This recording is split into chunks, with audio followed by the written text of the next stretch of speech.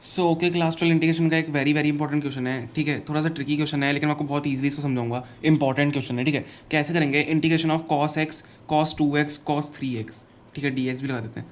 हमें इसका इंटीग्रेशन करना है। देखो, हमें पता है कि यहाँ पे जो है हमारी आइडेंटिटी लगेगी। आइडेंटिटी कौन सी लगेगी? Two cos A cos B वाली। ठीक है, two cos A cos B वाली यहाँ पे आइडेंटिटी लगेगी, लेकिन यहाँ पे तो हमें तीन कॉस दिए हुए हैं। देखो, इसको करने की ट्रिक्स होती हैं। तो आप एक क्या काम करते हैं, यहाँ पे हम सबसे पहले टू से मल्टीप्लाई टू से डिवाइड करते हैं ताकि हमारी two cos A cos B वाली आइडेंटिटी लग जाए। तो टू से डिवाइड कर देता हूँ, और क्योंकि बाहर ले लेते हैं कि कॉन्स्टेंट है, और टू से multiply cos x cos 2x cos 3x dx। Two से मल्टीप्लाई कर दिया। अब देखो, या तो मैं इन दोनों में आइडेंटिटी लगाऊं या इन दोनों में आइडेंटिटी लगाऊं, मेरे को वो डिसाइड करना पड़ेगा। ठीक है, तो मैं क्या करता हूँ, इन दोनों में आइडेंटिटी लगाता हूँ, to cos x cos 2x। क्योंकि क्या होगा, देखो सबसे पहले हाँ आइडेंटिटी लिख देते। क्या होती है? Two cos A cos B हमारी आइडेंटिटी होती है, equal to cos A plus B plus cos A minus B. देखो यहाँ पे क्या होगा, कॉस ए प्लस बी अगर मैं करूँ, देखो two cos A cos B, मैं इसको ले लेता हूँ इस वाली टर्म को। ठीक है, अगर मैं कॉस ए प्लस बी करूँ तो कॉस ए प्लस बी क्या हो जाएगा, कॉस 3x हो जाएगा एक तो। और कॉस ए माइनस बी मैं क्या करूँगा, अब देखो ए माइनस बी आप इसमें से कॉस ए इसको भी ले सकते हो, कॉस ए इसको भी ले सकते हो, या कॉस बी इसको भी ले सकते हो, कॉस बी इसको भी ले सकते हो। आप पे डिपेंड करता है कि दोनों सेम ही मल्टीप्लिकेशन ही है। तो कॉस ए माइनस में क्या हो जाएगा, टू माइनस एक्स कर देंगे, कॉस एक्स हो जाएगा। तो हमारे लिए थोड़ा सिंपल बनेगा कि कॉस 3x बाहर है ही और अंदर भी कॉस 3x बन रहा है, तो मल्टीप्लिकेशन में हमारे लिए ईजी होगा। अब देखो मैं क्या करूँगा, 1/2 मैं काम करता हूँ, to cos x cos 2x को साथ में लेता हूँ और कॉस 3x को अलग से बाहर रख देता हूँ। इन दोनों पे मैं आइडेंटिटी लगा देता हूँ। ठीक है, इन दोनों पे जब आइडेंटिटी लगेगी तो क्या बन जाएगा वो, 1/2 two cos A cos B की आइडेंटिटी क्या है, कॉस ए प्लस बी, मतलब cos A plus B cos A plus B x plus cos 3x plus plus cos A minus B. Cos A minus B मैं इसको ए ले लेता हूँ, इसको बी ले लेता हूँ, ए माइनस बी कॉस एक्स बन जाएगा। 2x माइनस एक्स हो रहा है ना, तो कॉस एक्स और इंटू कॉस 3x हमारे पास बाहर बाहर पहले से ही है। अब मैं क्या करूँगा, इसका मल्टीप्लिकेशन कर दो, कॉस 3x का अंदर मल्टीप्लिकेशन कर दो तो क्या हो जाएगा, 1/2 जब मल्टीप्लाई करोगे तो integration of cos square 3x हो जाएगा plus cos x cos 3x हो जाएगा।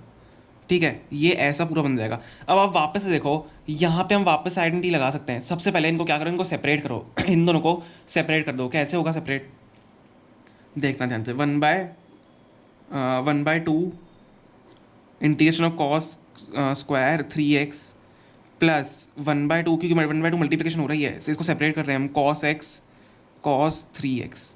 देखो, अब हम क्या करेंगे, इसमें भी टू से मल्टीप्लाई करेंगे और टू से डिवाइड करेंगे, और इसमें भी टू से मल्टीप्लाई टू से डिवाइड करेंगे ताकि यहाँ पे टू आ जाए। टू कॉस से कॉस बी की आइडेंटिटी बनानी है यहाँ पे, तो हम यहाँ पे भी करेंगे और यहाँ पे भी करेंगे। टू से डिवाइड वापस करना पड़ेगा और टू से मल्टीप्लाई भी वापस करना पड़ेगा। ठीक है, आप डायरेक्ट मल्टीप्लाई करके नहीं कर सकते हो। तो 1/2 इसको इसको भी टू से डिवाइड करो और टू से मल्टीप्लाई करो, इसको भी टू से डिवाइड करो, इसको भी टू से मल्टीप्लाई करो। क्यों करो, देखो आपको बाद में समझ में आएगा। तो ये 1/4 हो जाएगा, अंदर टू कॉस स्क्वायर 3x हो जाएगा प्लस 1/4 हो जाएगा और अंदर to cos x cos 3x हो जाएगा। यहाँ पे तो देखो हम देख सकते हैं हमारी आइडेंटिटी वापस बन गई है, two cos A cos B वाली। लेकिन यहाँ पे क्या बन रहा है, यहाँ पे भी एक आइडेंटिटी बन रही है। यहाँ पे कौन सी आइडेंटिटी बन रही है, आपको पता होगा कि 1 प्लस कॉस 2x की जो आइडेंटिटी होती है वो होती है टू कॉस स्क्वायर एक्स। तो यहाँ पे देखो टू कॉस स्क्वायर एक्स बन रहा है, मतलब टू कॉस स्क्वायर 3x बन रहा है। तो वन कॉस 2x क्या हो जाएगा हमारा, 1 प्लस कॉस 6x हो जाएगा, क्योंकि 3 2 6 होता है। देखो ध्यान से देखो इसको, आइडेंटिटी को, टू कॉस स्क्वायर एक्स है, टू कॉस स्क्वायर 3x है। तो लेकिन यहाँ पे क्या है, आइडेंटिटी 1 प्लस कॉस 2x की आइडेंटिटी है, तो 1 प्लस कॉस 2x हो जाएगा, 2 3 6x हो जाएगा। तो यहाँ पे हम क्या डाल सकते हैं, और इसको सिंप्लीफाई करने के लिए यहाँ पे मैं क्या डाल सकता हूँ, 1/4 integration of 1 plus cos 6x हो जाएगा। ठीक है, dx प्लस 1/4 यहाँ पे वापस आइडेंटिटी लग जाएगी, टू कॉस कॉस बी की, which is cos A plus B cos A minus B, आपको ऊपर दिख रहा होगा। तो cos A plus B cos A minus B इसमें कर लेते हैं क्या हो जाएगा, cos A plus B x plus 3x cos 4x plus cos A minus B, इसको ये ले लो। ठीक है, 3x माइनस एक्स, वो आप पे डिपेंड करता है, आप इसको ले लो क्योंकि बड़ा है, मैं इसलिए ये ले रहा हूँ ईजी बनाने के लिए।